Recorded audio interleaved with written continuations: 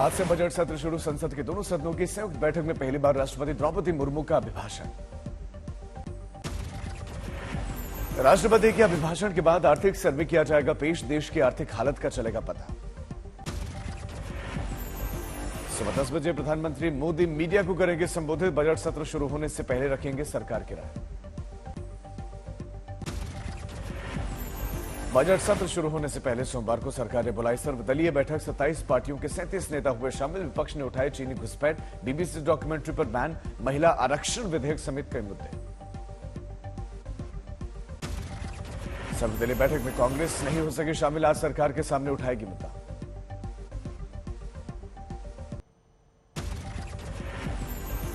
कांग्रेस की भारत जोड़ो यात्रा खत्म। कन्याकुमारी से लेकर श्रीनगर तक करीब 3570 किलोमीटर पैदल चले राहुल गांधी। शेर कश्मीर स्टेडियम में रैली के दौरान राहुल गांधी का मोदी और शाह पर निशाना। कहा, मोदी शाह ने हिंसा नहीं देखी, न उन्हें सहना पड़ा। मैंने हिंसा देखी और सही है। मैंने हिंसा सही है, देखी है। जो हिंसा नहीं सहता है, जिसने हिंसा नहीं देखी है,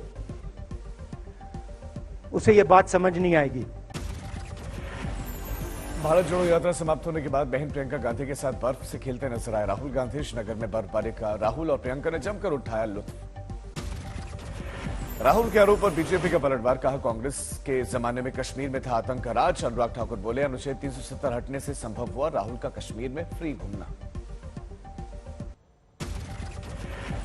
बिहार के सीएम नीतीश कुमार का बड़ा बयान। कहा, मरते दम तक बीजेपी के साथ नहीं जाएंगे।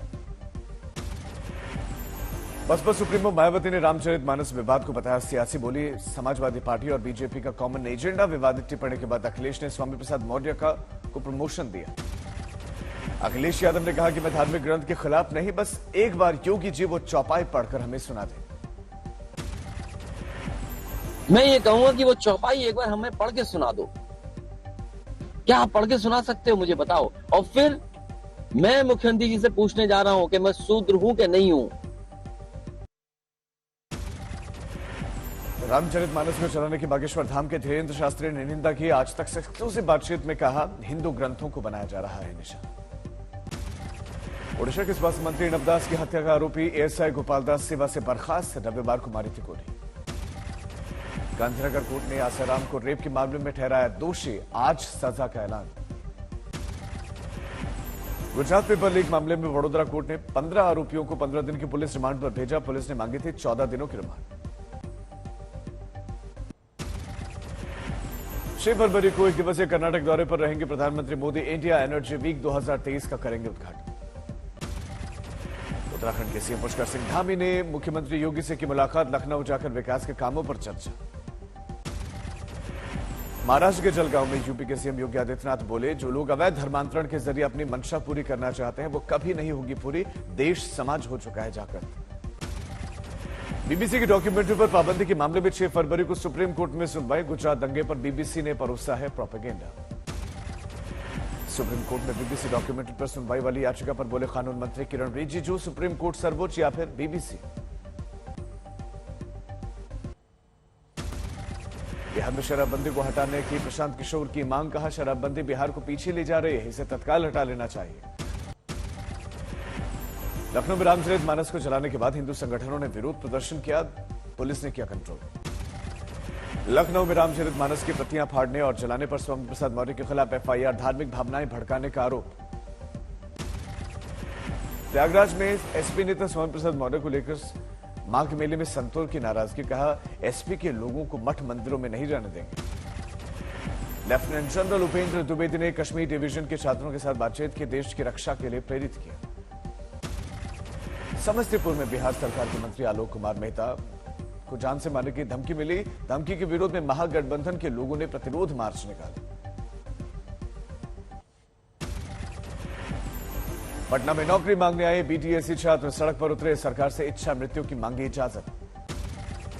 बिहार के बक्सर में आंदोलनकारी किसानों का डीएम अमन समीर पर बड़ा आरोप। कहा, डीएम ने जानबूझकर कम रेट में तय किया मुआवजा।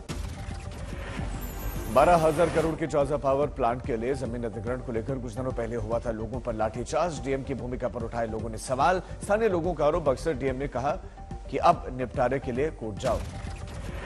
कटिहार में जवाहर नवोदय विद्यालय में व्यवस्था उपलब्ध नहीं कराने को लेकर सैकड़ों छात्र सड़क पर उतरे, स्कूल के खिलाफ नारेबाजी। भिवानी में सरकारी नौकरियों में 3% कोटा बहाल कराने के लिए सड़कों पर उतरे खिलाड़ी, सरकार पर नौकरी नहीं देने का आरोप। जोशीमठ में बर्फबारी के बाद से हुआ हिमस्खलन, लोगों में दहशत का माहौल। लाहौल स्पीति में बीते 24 घंटों में बर्फबारी जारी, अटल टनल पर 1.5 फीट तक ताजा बर्फ जमी। केदारनाथ धाम में हो रही लगातार बर्फबारी, भगवान बद्री विशाल के मंदिर में बिछी बर्फ की मोटी परत। उत्तराखंड का मशहूर पर्यटन स्थल औली में जबरदस्त बर्फबारी के बीच में झूमे पर्यटक। बर्फबारी से गंगोत्री और यमुनोत्री धाम पूरी तरह से ढका, झमाझम बारिश से तापमान में मैदानी इलाकों में भी गिरावट। चक्राता में जबरदस्त बर्फबारी, हर तरफ बिछी बर्फ की मोटी चादर, शुरू हुई कड़ाके की ठंड। रामबन में भारी बारिश से सड़क पर पहाड़ों से गिरे पत्थर, जम्मू श्रीनगर राष्ट्रीय राजमार्ग बंद हुआ। मनाली में बर्फबारी के बाद से बड़ी पर्यटकों की भीड़, माइनस तापमान के बावजूद भी पर्यटक बर्फबारी का ले रहे हैं आनंद। चमोली में भारी हिमस्खलन, चारों तरफ बर्फ की मोटी चादर बिछी, स्थानीय लोगों की बढ़ी परेशानी। मंडी के ऊंचाई वाले क्षेत्र में फंसा सन्नाटा, खराब मौसम की वजह से कर्फ्यू, भारी बर्फबारी से जनजीवन अस्त व्यस्त। नेपाल से आए शालिग्राम पत्थर, पटना में लोगों ने इसका भव्य स्वागत किया, सड़क पर लोग कर रहे हैं दर्शन। भीलवाड़ा में मधुमक्खी पालन से शख्स कमा रहा है लाखों रुपए, लोगों को भी दे रहा है रोजगार।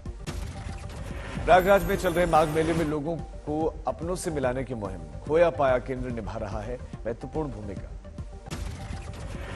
तिरुवन्नामलाई में अनुसूचित जाति के लगभग 300 लोग 80 साल के बाद मंदिर में हुए दाखिल, पूरी पुलिस सुरक्षा के साथ किए दर्शन। हैदराबाद में 3 सप्ताह ट्रक ने रोड क्रॉस कर रही महिला और उसके बच्चे को रौंदा, बच्चे की मौके पर मौत, महिला अस्पताल में भर्ती। ग्वालियर व्यापार मेले में लगी भीषण आग, दुकानों में लोग आग बुझाते आए नजर। बिहार के शहर समय उत्पाद विभाग की टीम ने मारी रेड, 13 शराब तस्कर समेत 42 आरोपी गिरफ्तार, भारी मात्रा में देसी शराब बरामद।